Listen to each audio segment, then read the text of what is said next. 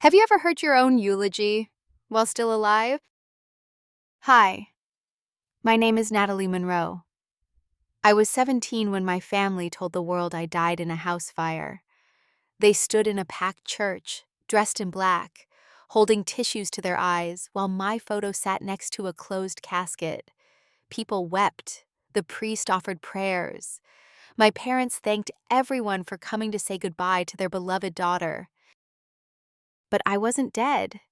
I was right beneath them, locked in a hidden basement below the charred remains of our home, while they collected the life insurance payout and my inheritance from my grandparents. I was screaming in the dark, begging for help that never came. They faked everything: the fire, the diamonds, the funeral. And when no one came looking for me, they thought it was over. They thought they had won. Until the day I escaped and walked into my own funeral. The candles were still lit, the music was still playing. My mother was reading a poem about letting go. My father was thanking the community for their support. And my own sister, was holding a glass of champagne, celebrating my memory like she had just won the lottery. They never expected to see me again, but when those church doors opened and I stepped into the aisle, every single face turned white. This is the story of how my family tried to erase me and how I came back alive, angry, and ready to expose every lie they ever told. They always said I was the difficult one.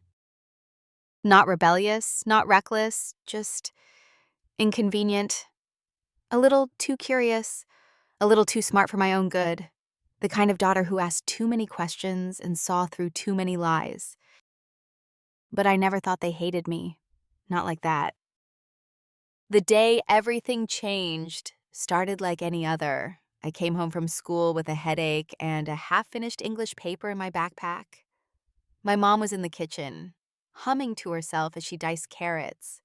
My dad was watching sports in the living room, the volume loud enough to rattle the windows. My older sister, Tessa, was nowhere to be seen, probably out with friends, like always. It was boring, uneventful, and that's what made it so terrifying in hindsight, how normal everything felt just hours before they tried to erase me from existence. At dinner, the tension was strange. My mom kept stealing glances at me, barely touching her food. My dad didn't speak unless my mom nudged him. Even then, it was forced. "How was school?" he asked flatly, eyes glued to his mashed potatoes. "Fine," I muttered, pushing my chicken around my plate. "Math test tomorrow." No one responded. We finished dinner in silence, except for the clinking of forks and the quiet hum of the dishwasher. Tessa still hadn't come home. Or maybe she had, and they were hiding her. I didn't know yet. That night, I went to bed early. Headache, fatigue. I thought maybe I was getting sick. But now I wonder if they drugged me. Because when I woke up later that night, everything was on fire. Thick smoke clawed at my lungs. My eyes burned. The alarm screamed from somewhere down the hall. I stumbled out of bed, coughing hard, and shouted for my mom. "Mom, Dad, what's happening?" No answer. The hallway was already choked with smoke. I dropped to my knees like they teach you in school and crawled toward the stairs, praying someone would grab my hand and tell me everything was going to be okay. Instead, someone kicked me. A hard, deliberate boot to the side, sending me crashing into the floor. I looked up, dazed. It was my father. He wasn't panicked. He wasn't trying to save anyone. He stood there in his bathrobe, calm and quiet, like the fire didn't matter. "Dad," I gasped, eyes wide. "We have to get out." He didn't answer. He pulled back the rug at the end of the hallway and opened something I had never seen before. A trapdoor. I barely had time to scream before he grabbed me by the arms and shoved me in. I tumbled down hard, landing on my back in pitch blackness. Before I could crawl up, the door slammed shut above me. I pounded on it with both fists. "Dad, Mom, help me." Smoke filtered in from somewhere above, and for a moment, I thought I might really die down there. Not from fire, but from betrayal. It was a basement, but not like the one I knew growing up. This was different, colder, more sealed off. No windows, no furniture, just a mattress on the floor, a bucket in the corner, a single dangling light bulb that flickered on and off like a dying heartbeat. They had prepared this. That realization hit me harder than the fall. They didn't just shove me into a panic room in the middle of an emergency. No. This place had been built carefully, deliberately. There were old food cans stacked in a crate, a thin blanket folded beside the mattress, and just one bottle of water, already half empty. That's when I knew. This wasn't a rescue. This was a prison. And the people who put me here were my own family. The first hours were chaos. My throat burned from screaming. My hands bled from banging on the metal door. No one came. Eventually, I passed out. When I woke up, it was silent. Completely, hauntingly silent. No fire, no smoke, no sirens, no voices. Just me, alone, buried beneath the house like a secret. Days passed, I think. There was no clock, no sense of time. I rationed the food, sipped the water, tried not to cry too loud because the echoes made me feel insane. Once, maybe on the third day, I heard footsteps. Not running, not urgent. Calm. Deliberate. I held my breath as the trapdoor creaked open just a few inches. A hand slid through, a sandwich, wrapped in foil, a bottle of water, and then the door slammed shut again. I screamed until I nearly passed out. They knew I was alive. They weren't scared. They were feeding me just enough to keep me breathing. Not out of kindness, but to make sure the lie worked. That's when it all began to make sense. The way they had been acting strange the week before. My mom asking about my insurance policy. My dad making calls late at night. Tessa suddenly being overly sweet to me, like she was saying goodbye without saying it. They were planning this for weeks, maybe longer. And now they were pulling it off. While I lay in that basement, gagging on moldy air, they told the world I died in a tragic house fire. They held a funeral. They collected a 6-figure life insurance payout. They claimed my inheritance from my grandparents. And then they moved on laughing, drinking, celebrating a version of life that no longer included me. But I wasn't dead, I was just waiting. And when the right moment came, I was going to walk right back into their perfect little lie and tear it all apart. The hardest part wasn't the hunger. It wasn't the thirst either, or the cold concrete that soaked through my skin every night like ice. It was the silence. Days passed, then weeks, and the only thing that kept me alive wasn't food or water. It was rage. At first, I told myself there had to be a reason. Maybe they were trying to protect me. Maybe something had gone terribly wrong, and this was their way of keeping me safe. Maybe they were planning to come back and explain everything. But deep down, I knew better. You do not lock your daughter in a basement after setting the house on fire, unless you want her gone. And they wanted me gone. I thought about all the little things I had ignored. The strange way my mother asked if my ID had my full legal name.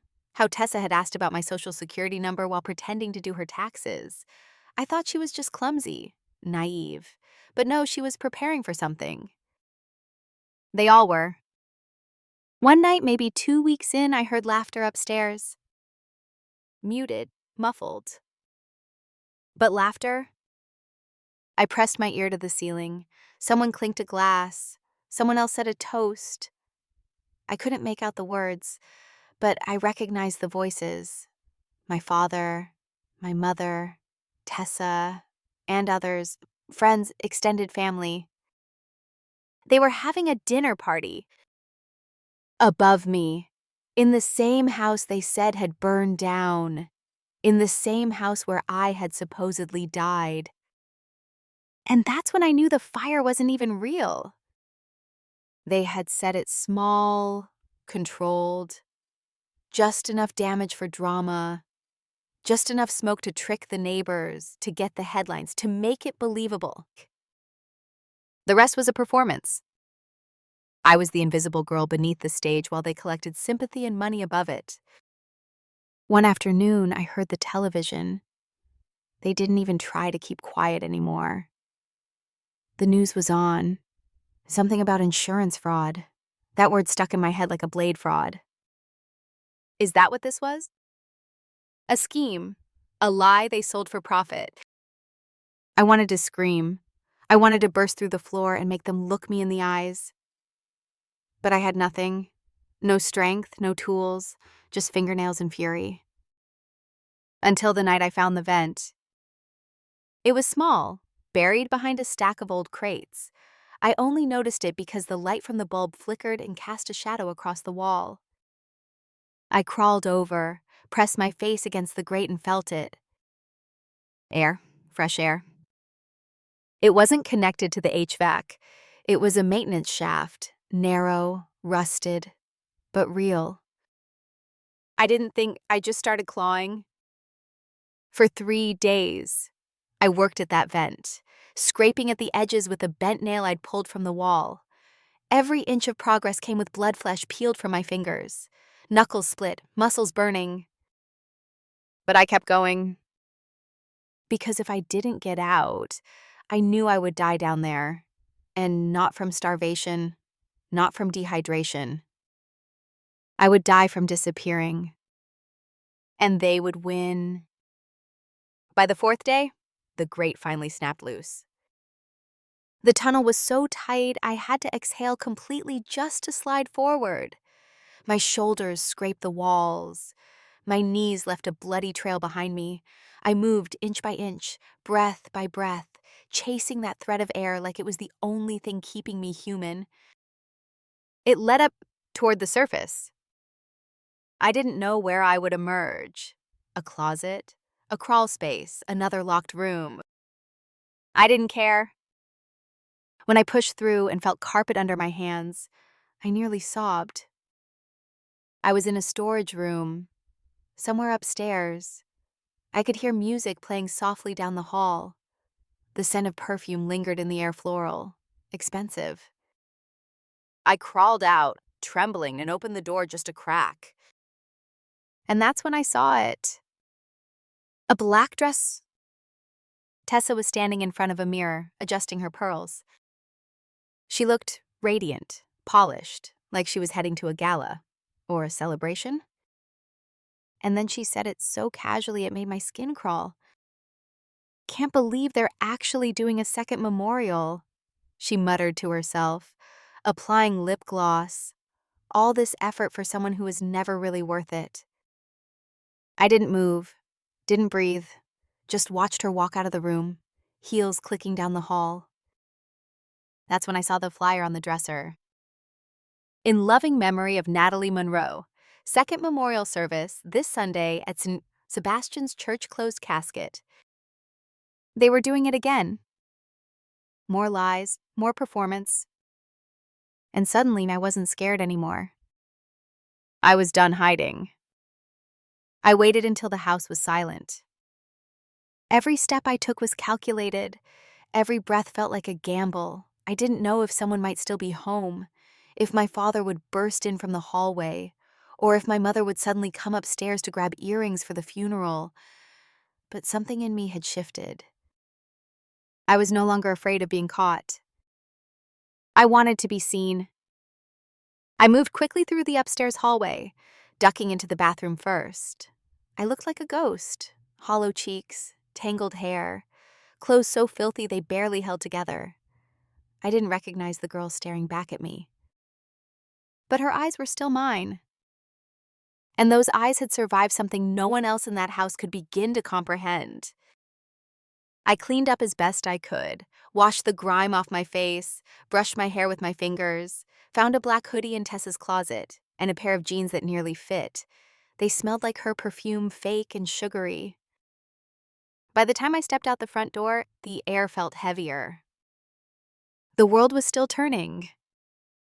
People walked their dogs, jogged in yoga pants, watered their lawns like nothing had ever happened. No one screamed, no one pointed, no one said, "Oh my God, it's her." Because to them, I was already gone. The obituary had been published, the death certificate filed. They had all attended the first funeral 3 weeks ago.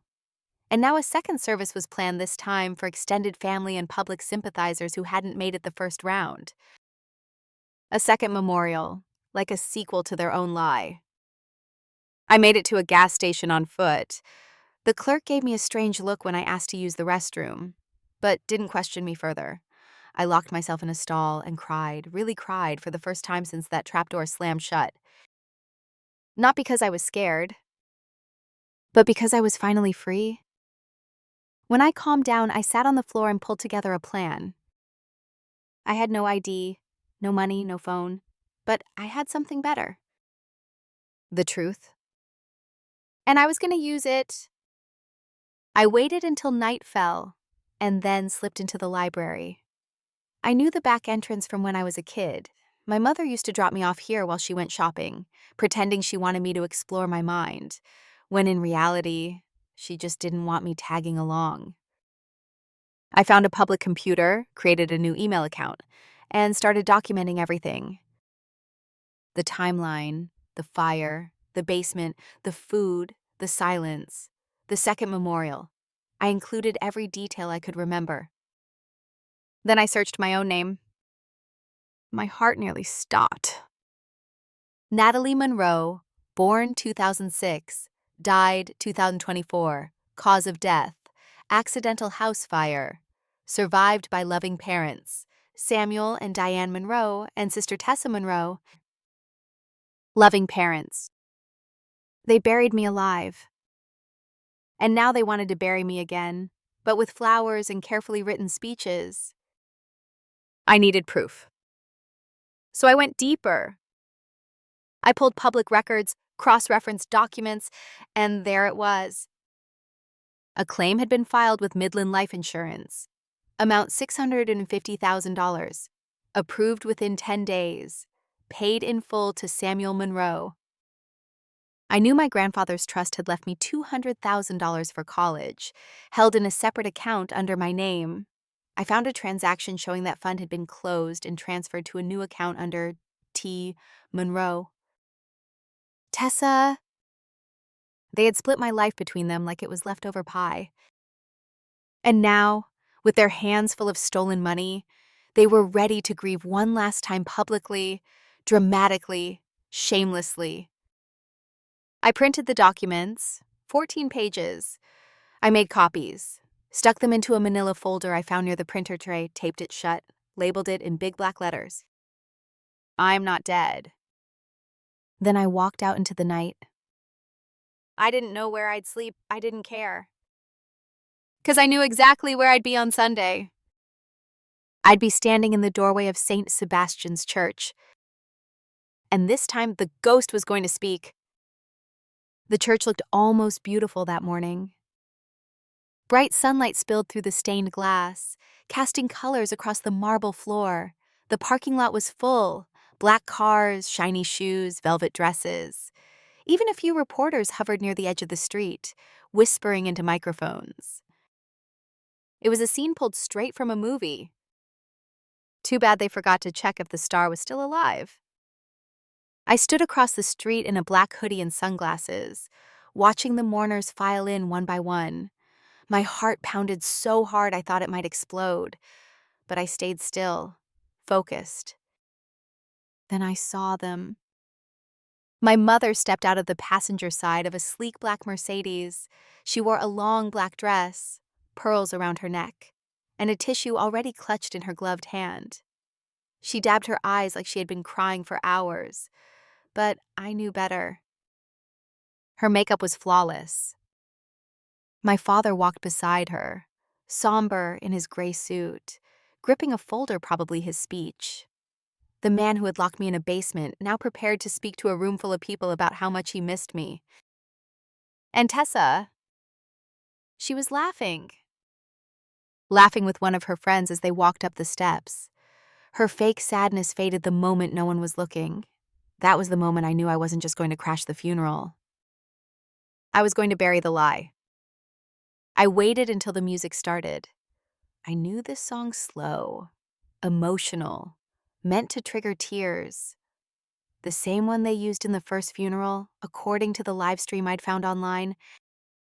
People took their seats. The casket was closed. Of course, they said my body had been too badly damaged by the fire. Convenient. There had never been a body. Only paperwork, only fiction. I crossed the street slowly. My hands were shaking not from fear, but from the electricity of what was about to happen. When I reached the front steps, the ushers didn't even glance at me, just held the door open like I belonged there. I pulled the hood back, let the light hit my face. Inside, the church was silent except for the organ. People whispered, dabbed their eyes, looked to the altar where my photo stood blown up, surrounded by white lilies. My mother sat in the front row, shoulders trembling with rehearsed sobs. My father stood at the pulpit, beginning his speech. Natalie was a difficult child, yes, but she had a big heart, a curious spirit. We always hoped she'd find her way. I walked in, each step deliberate, each breath steady, heels clicking on stone, echoing down the aisle like thunder. Some heads turned. A few eyes went wide. Then someone gasped. Oh my God. My mother's head snapped around. The tissue dropped from her hand. Her lips parted. She stood halfway up, then collapsed, catching the pew like her knees had given out. Tessa froze, champagne flute in hand. And my father, he just stared at me, pale as chalk, the paper shaking in his hands. I walked all the way to the front, past the fake casket, past the candles and the fake tears, and stood beneath my own photo. I turned, faced them all, and smiled. Sorry I'm late, I said, voice calm, sharp as glass. I didn't know I was the guest of honor. Silence. Complete. One woman dropped her phone. Another clutched her husband's arm. A child whispered, "Mom, is that her loud enough to carry through the whole church?" My father tried to speak. His mouth opened, but no sound came. I held up the manila folder, the one labeled, "I am not dead." And then I placed it gently, deliberately on the closed casket. For anyone confused, I said clearly, I brought receipts. I took a slow breath and looked around. The faces staring back at me weren't just stunned, they were terrified. Not because I was a ghost, but because deep down, they all knew they were part of a lie. Maybe not directly, maybe not intentionally, but they had believed too easily, grieved too publicly, benefited too quietly. And now, the dead girl was standing right in front of them. I reached for the microphone on the podium, gently nudging my father aside. He didn't resist. He just stepped back, trembling. I don't know what they told you, I said, voice echoing across the vaulted ceiling. Maybe that I died in a tragic house fire. Maybe that I left behind a grieving family who did everything they could. But I'm here to tell you that none of that is true. No one moved. Even the priest stood frozen. I flipped open the folder. These are my passport stamps, dated after the day they claimed I died. These are tax filings, employment records, and apartment leases. Here's a copy of the fake death certificate they submitted, forged with my name, my social security number, and a false cause of death. A soft murmur rippled through the crowd. I turned slowly, making sure to look each person in the eye. They didn't lose a daughter. They got rid of one. And then they collected $650,000 from Midland Life Insurance for my death. I looked straight at my mother. She signed the claim form with a perfectly steady hand. Her mouth trembled, but she didn't speak. Next, I turned to Tessa. My college fund. The inheritance Grandpa left for me transferred to your name 6 days after I was cremated. Enjoyed it, didn't you? She didn't blink, didn't deny it, but her fingers clenched the pearls around her neck so tight I thought they might snap. I looked back at the crowd. They didn't bury a body. They buried a lie. And they locked me in a basement while they planned all of this. The fire staged, the grief rehearsed, the funeral, a performance. Someone stood up in the back. Is this real? The man asked quietly. Is this really Natalie? A woman pulled out her phone. Another followed. Red dots blinked. Cameras were rolling now. Good. Let them record. Let the world see what a cover-up looked like when it fell apart in real time. I reached down and tapped the casket. This was supposed to be me, right? My mother made a choking sound. My father looked like he might faint. Well, sorry to disappoint, I said flatly, but I'm still breathing. That was the moment someone clapped.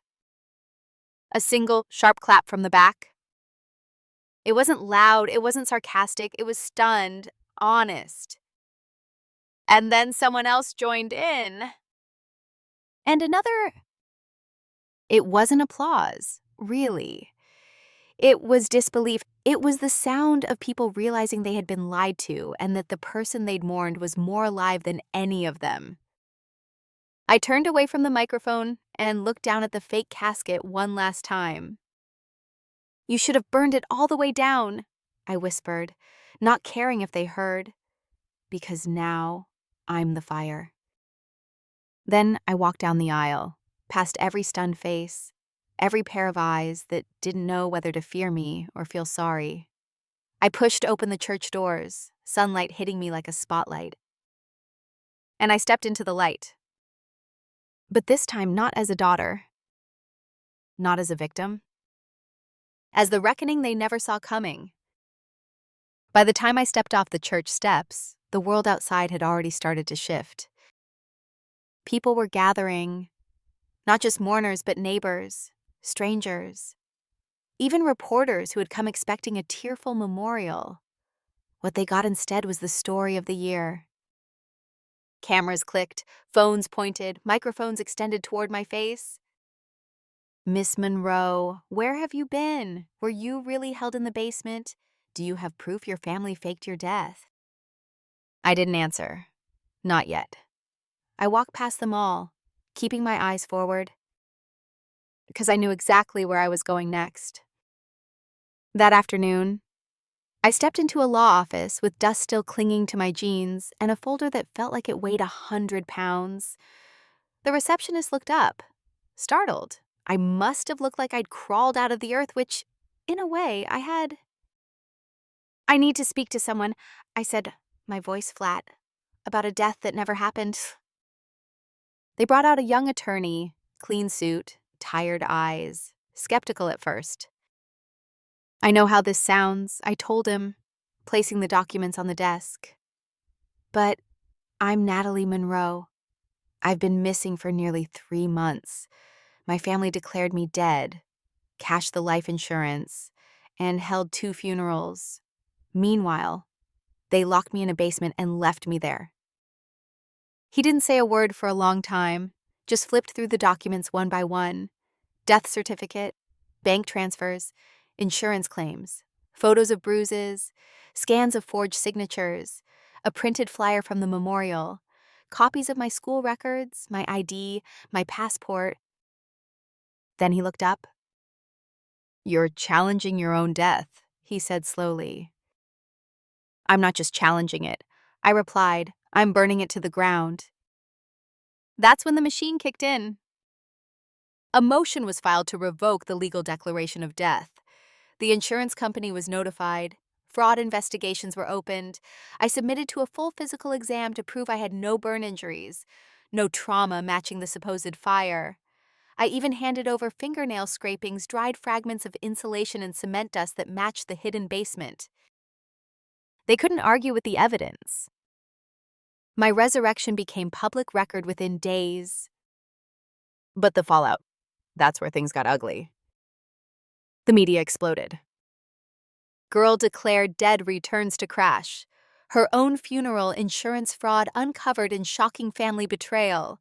Natalie Monroe speaks the basement, the lies, the truth. I became a headline. Some people doubted me. Some accused me of faking it, said I was mentally unstable, said maybe I'd run away and regretted it. But the ones who mattered, the investigators, the insurance lawyers, the journalists with the cameras, they had the documents. They had the truth. My parents refused to speak publicly. They locked their doors, hired attorneys, tried to spin the story, said it was a misunderstanding, that I had disappeared and they had feared the worst. But they didn't report me missing. They reported me dead. And Tessa, she went silent, deleted her social media, took down every post from the memorial. But it was too late. Screenshots were everywhere. Her name was printed in the insurance beneficiary report, right next to the phrase, "Transfer of trust account authorized." People started asking questions. The Monroe family name, once respected in our town, became a punchline. And I kept going. Not because I wanted revenge, but because I wanted accountability. This wasn't just a crime against me, it was a blueprint for how far people would go to get rid of an inconvenient truth, to cash in on someone else's life. They tried to erase me from existence. Now, they couldn't escape mine. The trial didn't start right away. It never does. Before anyone stood before a judge, there were months of investigations, interviews, subpoenas. My lawyer warned me that my family would try to delay, to bargain, to frame the narrative in any way they could. And they did. They claimed I had run away, that I'd faked the documents myself, that I was mentally ill and unstable, and they had simply misinterpreted the situation. My mother even tried to suggest I had a history of delusions. But the problem with spinning lies is that the truth has documents. The prosecutors weren't buying it, not after they saw the hidden room beneath the old staircase, not after forensic experts confirmed the insulation fibers embedded in my skin matched the basement, not after investigators found text messages between Tessa and my father from a month before the fire. We just need to make it look real. She won't be a problem anymore. I read that line over and over again. She won't be a problem anymore. That was all I ever was to them. A problem. Not a daughter, not a sister, not a person. Just something to remove. The insurance company filed a civil suit for fraud, demanding the return of every dollar paid. The trust my grandfather left for me, which they had drained, was frozen. Assets seized. My parents' accounts audited. Tessa lost her job at the bank within a week of the story going viral. Sponsors dropped her. Friends disappeared. Even her boyfriend dumped her in a very public post that read, "I don't date people who fake funerals." I'd be lying if I said I didn't feel satisfaction. Of course I did. I'd been buried alive, left to rot while they toasted their new lives upstairs. But revenge wasn't the point. Truth was, and that's why I agreed to the interview. One camera, one journalist, one studio, nothing dramatic, no fancy lights, just me, a chair, and the question that everyone wanted to ask. If you could say one thing to your family right now, what would it be? I paused for a long time. Not because I didn't know the answer, but because I didn't want to cry when I said it. I would ask them, why? The journalist stayed quiet, waiting. Why wasn't I worth saving? Why was it easier to burn everything than to just let me live my own life? And when they locked that door above me and walked away, did they even feel anything? She nodded quietly. The interview aired 2 nights later. It went viral. Suddenly, I wasn't just the girl who came back from the dead. I was a face for survivors. People wrote to me, hundreds of them. Messages from strangers who had been silenced by their own families, who had been cast out for being different, inconvenient, unwanted. They said I gave them hope, that I made them feel seen. But not all the messages were supportive. Some asked if I'd ever forgive them. My family. The people who held my funeral while I screamed below their feet. I didn't know how to answer. Until the day the letter came. It was handwritten. The return address had no name. Inside was a single sentence. You were never supposed to get out. No signature, no explanation. But I recognized the handwriting. It was my father's. For a while, I kept the letter in my desk drawer. I didn't show my lawyer, I didn't tell the police, I just stared at it, over and over, trying to decode what he meant. You were never supposed to get out. Was it a threat, a confession, or just guilt disguised as cruelty? I didn't know. But I knew one thing: he was right. I wasn't supposed to get out. Because if I had died down there, the plan would have worked perfectly. No loose ends, no witnesses, just ashes, a casket, and a check. But I survived. And now their world was unraveling. In the following weeks, the case finally made it to court. I sat in the front row every day, just a few feet away from the people who once called themselves my family. They avoided my gaze, especially my mother. She looked smaller now, paler, like all the lies she'd carefully stitched together were finally suffocating her. Tessa didn't show up. Her lawyer claimed mental duress. Coward. My father sat stone-faced, but I saw it in his eyes. He wasn't fighting to clear his name. He was fighting to stay in control. The judge reviewed the documents, the insurance investigators testified, photos of the basement were shown on a screen, the mattress, the rusted water pipes, even the scratched words I had carved into the concrete. I am still here. Gasps filled the room. Some jurors looked away. And then it was my turn. I stood, walked to the witness stand, and took the oath. My palms were sweating. My voice trembled at first. But when I looked out at them, my parents, something shifted inside me. They didn't look like monsters. They looked like strangers. I loved them. I told the courtroom. I would have forgiven them for a lot of things. But not this. Not burying me alive and calling it grief. Not standing over an empty coffin and pretending they ever saw me as their daughter. My voice broke, just once, but I kept going. Somewhere along the line, they decided I was the problem. So they tried to erase me. But you can't erase someone who still remembers the truth.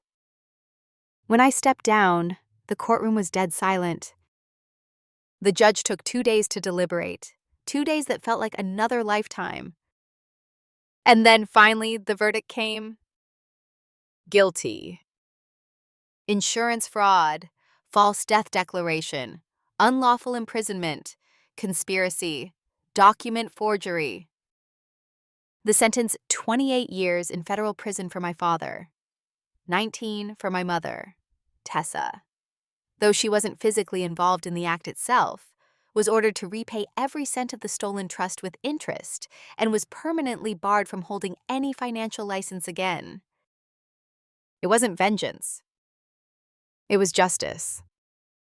Still, even as the handcuffs clicked and the guards led them away, I didn't smile. I didn't cry. I just stood there, numb, Empty, like I had finally climbed out of the grave they put me in, only to realize I wasn't sure who I was anymore. Because when someone takes everything from you, your name, your future, your existence, what do you rebuild from? Where do you even begin? It took time to feel human again. Longer than I expected.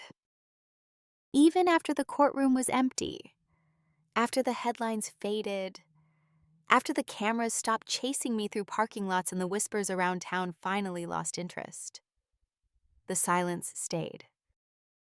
But this time, it wasn't terrifying. It was mine.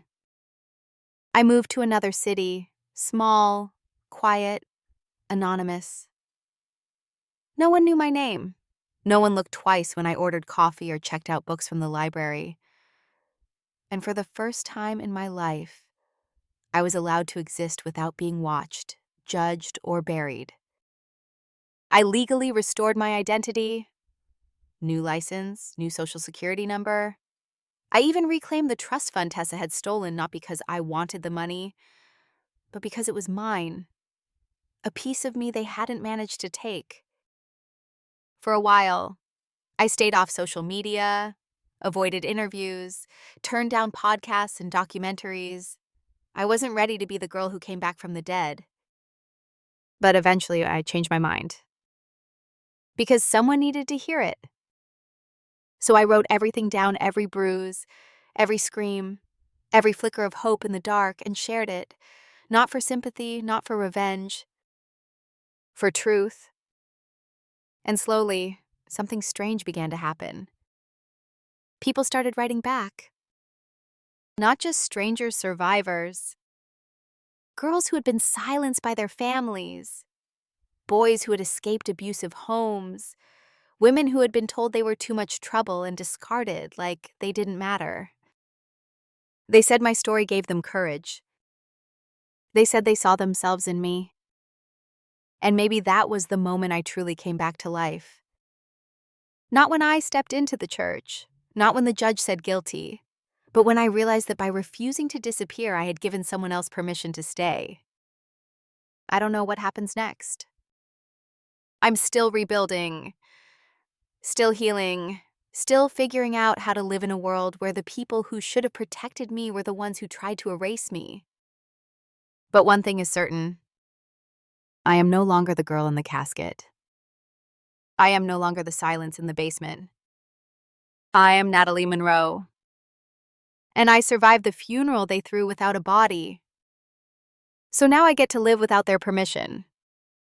And if you've ever been cast out, betrayed, buried under someone else's lie, let this be your sign. You're still here. And the truth, it's louder than fire. If this story moved you, subscribe now, because there are more stories like mine and everyone deserves to be heard before it's too late.